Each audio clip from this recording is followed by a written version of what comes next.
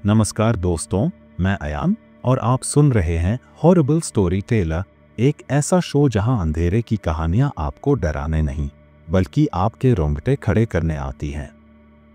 आज की कहानी सिर्फ एक डरावनी दास्तान नहीं है, बल्कि यह एक सच्ची घटना पर आधारित है जिसे सुनने के बाद शायद आप रात में अकेले बाहर निकलने की हिम्मत भी न करें।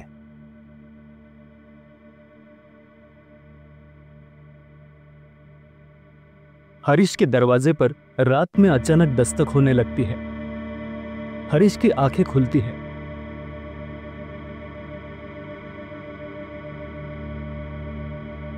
वो घड़ी में देखता है तो रात के 2 बजे हुए होते हैं। वो सोचता है, भला इतनी रात को कौन हो सकता है। हरीश थोड़ा डर जाता है।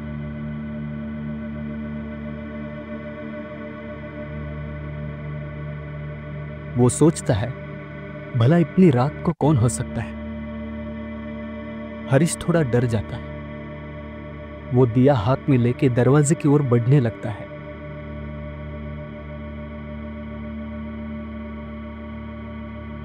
वो दरवाजा खोलता है और दरवाजे के बाहर जो देखता है उससे उसके होश उड़ जाते हैं।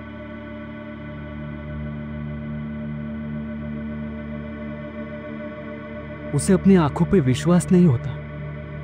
उसके रोंगटे खड़े हो जाते हैं। उसके दिल की धड़कन तेज हो जाती है।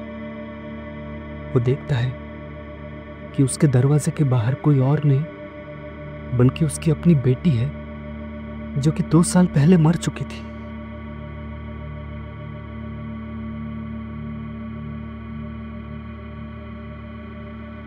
हरीश अपनी बेटी को 2 साल बाद जिंदा देखकर सुन सा पड़ गया था। तभी हरीश की बेटी ने कहा, पापा मैं ठीक हो गई। अब आपको मेरी शादी की फिक्र करने की कोई जरूरत नहीं। चुड़ैल ने मुझे ठीक कर दिया पापा। लोग सही कहते थे, वो चुड़ैल लड़कियों के दांत ठीक कर देती है। देखिए मुझे, मैं ठीक हो गई हूं। मैं ठीक हो गई पापा। हरीश बिना कुछ कहे उसे बस देखते रहता है। उसे कुछ भी समझ में नहीं आता। उतने में वो लड़की दीवार पर खुद की हार लगी तस्वीर बुक के दंग हो जाती। वो अपने पापा से कहती है, पापा मेरे फोटो पे ये हार क्यों है? क्या कोई मुझे बताएगा ये मेरे साथ क्या हो रहा है? और वो बेहोश हो जाती है। दूसरे दिन जब उसे होश आता है तो उसके पापा उसे बताते हैं कि उन्हें लगा कि चुड़ैल ने उसे खा लिया। उसके पापा ने पूछा, तुम 2 साल तक कहां थी? मैंने तुम्हें बहुत ढूंढा लेकिन तुम हमें कहीं नहीं मिली। आखिर हुआ क्या तुम्हारे साथ? ये कैसा रहस्य है?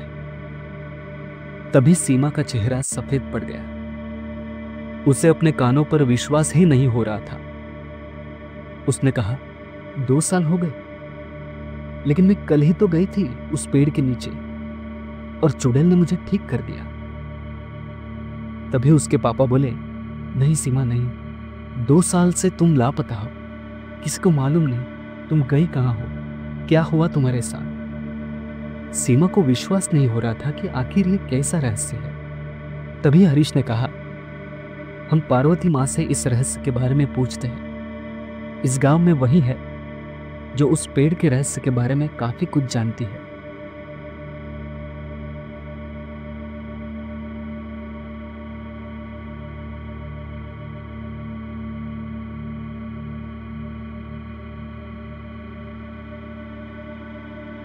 तो दोनों पार्वती माँ के घर जाते हैं। पार्वती माँ अपनी व्हील चेयर पे बैठी हुई थी। वो काफी परेशान लग रही थी।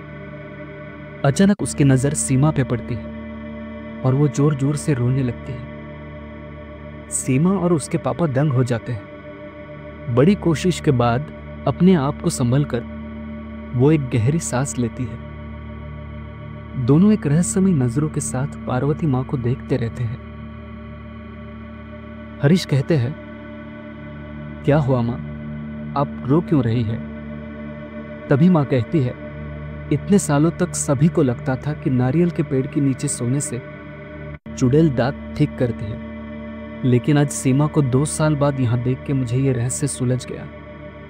दोनों गहरी नजरों से माँ को देखते रहते हैं। माँ आगे कहती है, दरअसल पेड़ के नीचे सोने के बाद चुड़ैल वो शरीर छोड़कर पेड़ के नीचे सोने वाले के शरीर में चली जाती है। कल रात जिया पेड़ के नीचे सोई थी और जो पेड़ पे थी वो सीमा थी। चुड़ैल ने गुड़ खाकर सीमा को छोड़कर जिया के शरीर में प्रवेश किया। ये सुनकर सीमा और उसके पापा डर जाते हैं। जिया के दादी के इस खुलासे से पता चलता है कि जिया चुड़ैल बन चुकी है और बड़ी मुश्किल में फंस गई है। सभी की आंखें नम हो जाती है। सीमा तो ये सुन के मानो सुन पड़ जाती है। उसे विश्वास नहीं होता कि 2 साल तक वो चुड़ैल बन के नारियल के पेड़ पे रहती थी। सभी खामोश हो जाते हैं। तभी हरीश हिम्मत दिखाते हुए कहते हैं, चाहे जो करना पड़े मैं जिया को बचा के रहूंगा। मैं उसे कुछ नहीं होने दूंगा। उसके कारण आज सीमा सही सलामत घर पहुंच गई है। माँ, कोई तो रास्ता होगा कि हम जिया को बचा पाए। तभी दादी ने कहा, एक रास्ता है, लेकिन मुझे पता नहीं कि ये रास्ता सही है या गलत। एक बात तो है कि श्राप के कारण चुड़ैल नारियल का पेड़ छोड़ के कहीं नहीं जा सकती। तो हम सब एक तरकीब आजमा सकते हैं। ध्यान से सुनो। और जिया के दादी ने हरीश के कान में अपनी योजना बनाई। ये योजना सुनकर हरीश ने कहा, काम थोड़ा मुश्किल है, लेकिन जिया को आज बचाना ही होगा। सभी गांव वाले आज नवरात्रि खेलने में जब व्यस्त होंगे तब हम जाकर जिया को बचा सकते हैं और गांव वालों को कुछ पता भी नहीं चलेगा। अगर गांव वालों को पता चला तो वो चुड़ैल के डर की वजह से हमें जिया को कभी बचाने नहीं देंगे। हरीश जिया की दादी को बोलता है कि आप बिल्कुल फिक्र मत करना, हम जिया को बचाने में कामयाब हो जाएंगे। हरीश अपने दोस्त कपिल के साथ गांव के बाहर एक मुर्दा घर की तरफ निकलते हैं। सुनसान रास्ते पर बस उनकी गाड़ी की रोशनी ही दिखाई दे रही थी। तभी कपिल हरीश को पूछता है, लेकिन आखिर हम मुर्दा घर क्यों जा रहे हैं? तभी हरीश कहते हैं, तुम बस वैसे ही करना जैसे मैं तुम्हें बताऊंगा। कपिल को कुछ समझ में नहीं आता। बिना कुछ कहे वो बस गाड़ी में बैठा रहता है। हरीश मुर्दा घर जाकर वहां के रखवालों को पैसे देकर कपिल की मदद से एक लाश का इंतजाम करता है। दोनों उस लाश को उठाकर गाड़ी की तरफ बढ़ते हैं। कपिल के मन में बहुत सारे सवाल थे जिनका जवाब उसके पास नहीं था। वो लाश एक लड़की की थी जो लावारिस लाश थी। दोनों लाश डिक्की में रख देते हैं। दोनों गाड़ी में बैठ जाते हैं और गांव की तरफ बढ़ने लगते हैं।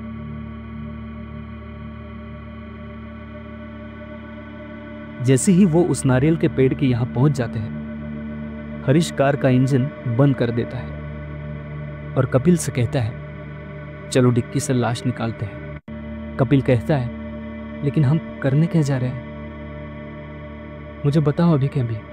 तभी हरीश गहरी सांस लेकर कहता है, हम इस लाश के मुंह में गुड़ डालकर इसको नारियल के पेड़ के नीचे रखने वाले हैं। ये सोचकर कपिल के रोंगटे खड़े हो जाते हैं। हरीश आगे कहते हैं, चुड़ैल नीचे आकर गुड़ खाएगी और जिया का शरीर छोड़ के लाश के शरीर में जाएगी, तो इस तरह हम जिया को बचा सकते हैं। हरीश कहता है, चलो डिक्की से लाश निकालते हैं और कपिल की मदद से दोनों लाश को उठाकर पेड़ की ओर बढ़ने लगते हैं।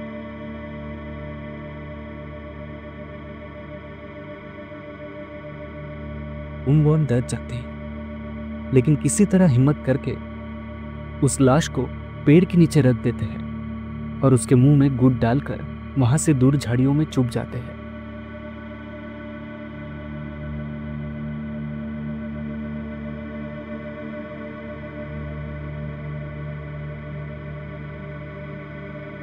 दोनों आंखें फाड़कर चुड़ैल की राह देखने लगते हैं।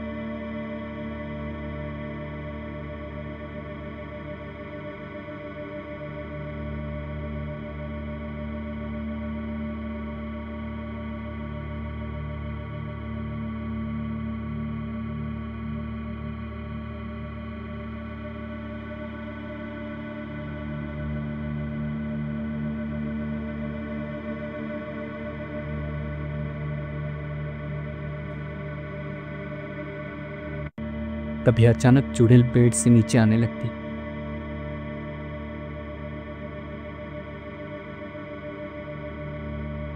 ये भयानक दृश्य देखकर दोनों के होश उड़ जाते हैं। चुड़ैल धीरे धीरे नीचे खाके उस लाश के पेट पे बैठ जाती है और उसके मुंह की गुड़ को खाने लगती है।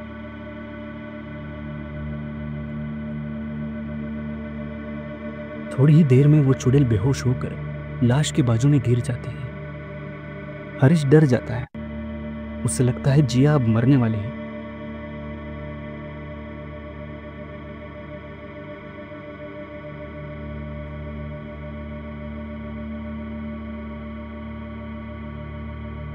तो अचानक वो लाश बेड पर चिपक जाती है और धीरे धीरे सरकते हुए ऊपर जाने लगती है। यह नजारा देखकर दोनों बहुत डर जाते हैं और वो लाश नारियल के पेड़ पे सबसे ऊपर जाती है और यहां जिया को होश आता है। वो वहां से उठकर अपना मुंह को हाथ लगाती है और खुश हो जाती है। वो सोचती है मैं तो बिल्कुल ठीक हो चुकी हूं और वो वहां से घर की ओर चलने लगती है। तो सामने उसे हरीश अंकल दिखाई देते हैं। वो भाग के उनके पास जाती है। तभी पेड़ पर वो लाश अपनी आंखें खोलती है और हंसने लगती है और ऊपर से नीचे आने लगती है। सभी वहां से भागने लगते हैं। हरीश कहते हैं डरो मत, पार्वती माँ ने कहा था वो चुड़ैल ये नारियल के पेड़ को छोड़कर कहीं नहीं जा सकती। भगवान का लाख लाख शुक्र है सब बच गए। और सभी गाड़ी में बैठकर गांव की ओर बढ़ने लगते हैं। थोड़ी देर बाद वो चुड़ैल नीचे उतर के आती और जोर जोर से हंसने लगती है और हॉन्टेड ट्री छोड़कर वहां से गांव की ओर बढ़ने लगती है, जिससे उसका मकसद अब पूरा हो गया था, हॉन्टेड ट्री से छुटकारा पाने का।